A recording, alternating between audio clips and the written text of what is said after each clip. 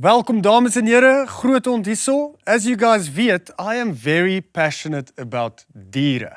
And one deer in specific, the truly majestic, elusive, all-kyking ale. En ek sit hierso with Brendan from Owl Rescue. Brendan, welcome. Thanks for having us. No, it's a big pleasure. I want to know what would you say is the biggest misconception about the owl? I think the biggest thing, especially in Africa, is the superstition. So there's a lot of superstition against Like if the owl says your name... If the owl is, well, the biggest thing is if the owl on the roof, somebody's going to die, which is just... By then you should have been dead. I should have been dead many times. 22,000 times already. Yeah, if anything, owls bring you good luck. So, Yeah. but yeah, that's perception. That, and then also in Africa, a lot of people associate them with witchcraft. So if a lot of the times owls, especially barn owls, they nest in people's rooms, ceilings, churches, clinics, schools, whatever. They like to live in the cavity dwellers. They live in houses, yeah. So and then so if you live in a house and there's owls living in your roof, and the neighbors see owls flying in and out, then they accuse you of practicing witchcraft, yeah. So a lot of our rescues are people that are not scared of owls, but they're scared what the neighbors think of them, though. So they try and get so there's a huge persecution of owls in Africa because of those reasons, yeah. Okay. And then also because they fly at night, they don't make a noise when they fly, and many species of owls hoot to make their hoo-hoo sound. Yes. But barn owls have a shrieking scream sound. They scream like a girl screaming. So at 2 o'clock in the morning, it sounds like, and so there's stories. Oh, so this is all just superstition. All just superstition, yeah. Okay. Yeah, so, and probably 99% of the reasons that we rescue owls are man-made reasons, yeah. So it's owls getting into buildings, owls obviously been persecuted, and then man-made reasons why they get injured. You can get into that later, yeah. When you say rescue, Yes. do they get rehabilitated or get rehabilitated and released back into the wild, Okay. yeah. And you guys are based in... Hartbeespoort Dam. Okay. Well, next to the dam, not in the dam, yeah. Yeah. Sometimes Google Maps will drop us in the middle there, yeah. Sometimes people phone us when they get to Pekinwood and they said, do we need to get a boat or a ferry? How do we get to the... Yeah, how do you get to... How do you get to the middle of the dam there? It's like, well, you just fly, you like just, an owl. just fly, yeah. Yeah. What is your favorite and sort of like a fun unknown fact about owls?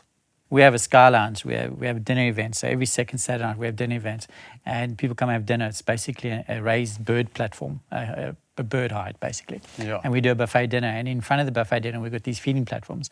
So we've got hundreds of owls coming for feeding, so people can sit and they can watch them. Yeah. And then they actually get to see the real size of an owl. And the biggest thing is that people always think, my dog went missing. The owl, I think I saw the owl catch it. Or we've seen it where people say, I saw an owl fly off with my dog, and it was like, what kind of dog did you have? No, a little Jack Russell. How much did he weigh? It was like 8, 9, 10 kilograms. Yeah. 10 kilograms. And the biggest owls that we've got is a spotted eagle owl, and they weigh 700 grams.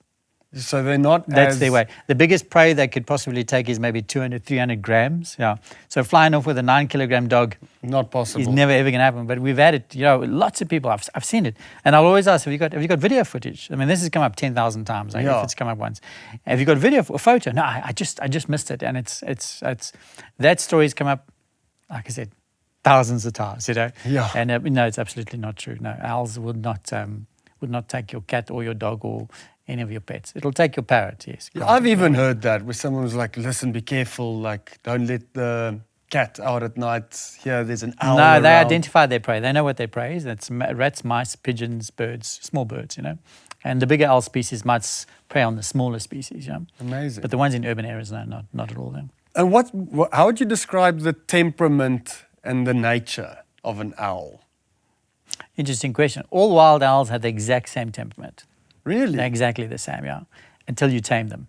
When you tame an owl, then its character changes. It's a completely different character. It makes a different noise. It behaves completely different. They become very inquisitive. A wild owl is not inquisitive. A wild owl, if he was here, would sit on top of the light there and just look at you. A tame, imprinted owl will be sitting here, pulling your shoelaces, looking what's in the food bowl, looking underneath there. The whole personality changes. Yeah?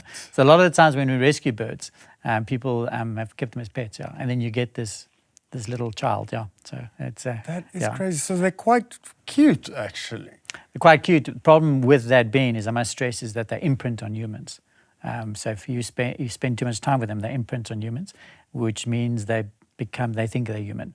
So they will never breed with another wild owl because they don't believe they're owls. They believe they're humans. Yeah. So in the rescue process, is there like a window of time in which an owl needs to be rescued? If you get it.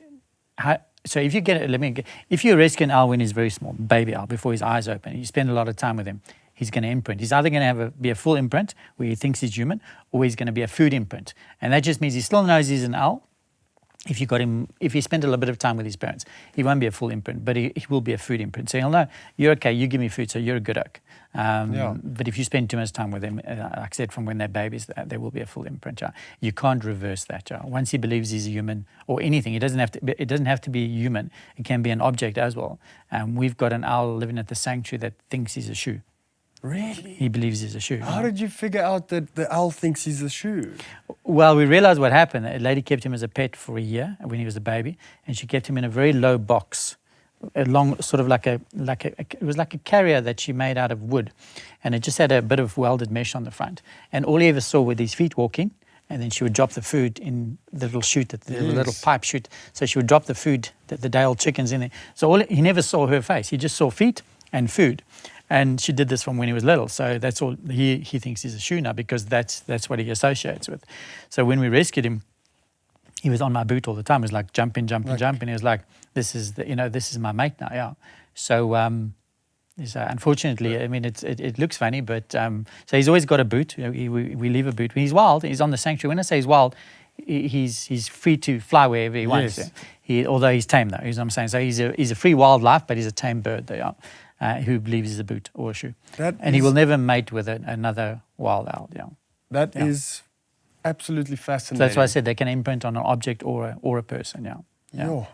So if people wanted to come and do did you say it's a dinner? Yes. Yeah. So where do you book? How do you get there? Just go Owl Rescue Centre. You can just book online. Owl Rescue Centre, is their website? It's a website. Yeah. We accommodate up to 75 people. Yeah. And is it a specific night of the week? Every second Saturday. Yeah. Every second Saturday. Yeah, we did twice a month. Yeah. I'm going to go. Yeah. I want to come and eat. And it's usually fully booked, yeah. So you must just book a month before it. And come and observe some owls. So everybody's, it's been open now almost 3 years, and it's a bucket list thing for everybody. Everybody goes, bucket list, come to watch owls. It's because I've always found owls fascinating.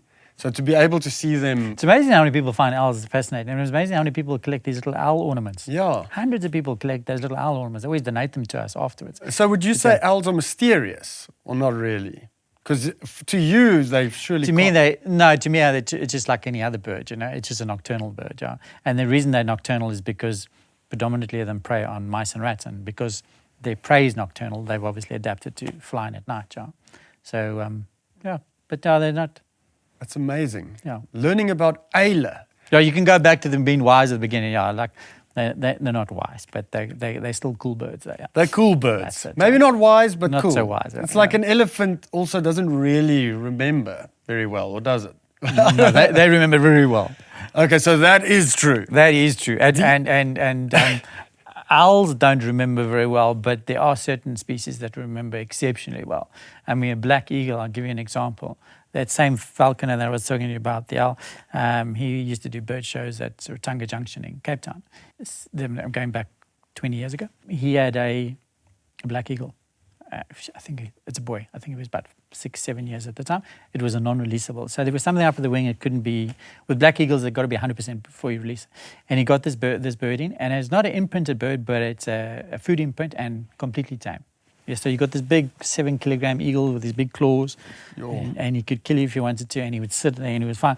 And he used to do shows, same thing with the perches, and he would get the bird to fly from one perch to the next perch. So, and while the eagle was sitting on the perch eating its little piece of meat, he walked to the next perch to put the piece of meat on there, and the bird would fly. And what he did is he accidentally dropped the piece of meat on the ground. So the bird saw it and thought, okay, well, that's cue for me. This is not part of the show, but the bird, you know. So he flew down and he grabbed the piece of meat. So the falconer ran over there, took the bird and took the piece of meat away from him, which is the cardinal sin. You can never do that. You must never take a piece of meat away from him. Yeah. He took the piece of meat away and the bird looked at him. He went to put it onto the perch, and the bird jumped on the perch and just kept on looking at him. And he thought, okay, something's up anyway. So he took the eagle. He's like, oh, let's use one of the other birds rather, because something's up. And he put it in the carrier.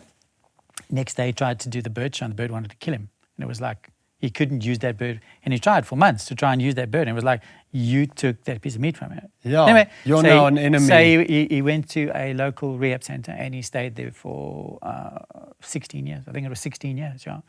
And then that rehab center closed down and they said, Volcano, you need to take your black eagle back because there's nowhere to go. And it was like, okay, cool, I'll take it. So they couriered him up sent him via plane or whatever from Cape Town up through to Joburg. Put him in an enclosure, and I went with him that day. And he said, my birds, yeah, it's, and I thought, okay, cool. So he was busy showing some guests something, and I thought, oh, there's that eagle, beautiful eagle. And I walk there, and I go there, and I see it's tame, and I'm tickling him, and it's like brilliant like that there. And the falcon, I won't use his name, he comes walking there, and this bird looks at him and goes absolutely bossy against the cage. He remembered from 20 years ago that you took my piece of meat away. 20 years, yeah. Now, elephants can also do that as well, apparently. Yeah. I don't know if they can remember as well as what they can, but yeah. That's fascinating. Yeah. How old do owls generally get? In the wild, anything from mortality. If you take the mortality rate in urban areas is a lot higher than in the wild because, like I said earlier, 99% of the reasons we rescue owls are for man-made reasons. Yeah. So you got cars, you got electric fences, you've got uninsulated transformer boxes, you've got rat poison, you've got kids with air guns, you've got, so there's a whole bunch of things, there's a whole bunch of reasons why we rescue owls, but 99% of them are because of man. But if you have an owl in the wild, average age for the smaller owls is around about 12, 13 years old. Okay. The bigger owls will get to 20. And if you put those owls into captivity, which is obviously, I know we're talking a lot about captivity, owls in captivity, but you should never keep a bird in captivity. Wild birds should belong in the wild. But they'll reach up to 30 years. Yeah, we had a bird in a couple of years ago coming from when Sun City used to have a bird park. And one of the owls, they retired there, I think he was 22 years old. Yeah. And they would normally live to 12, spotted eagle owl, they would live to 12, 13. He was 22 and he died the year before. He was, I think, 26, 27, yeah. So he doubled innings almost, yeah. Yeah, that is crazy. Yeah. And how or what can people do to support your guys' initiative? Dinner. Come for dinner? Yeah, come for dinner. There's many different ways you can support us, yeah. And we try and encourage people to sign up for a debit order. That's always nice. Yeah, $100. Debit order is $200 debit order. People forget about it, 10 years later. It's a nice thing that, yeah. I'm going to use that same model here for Praating. Yes, yeah. Just sign up for a debit order, $200 a month. It works. So you lose a couple, but I think we're close on 300 debit orders a month now, yeah.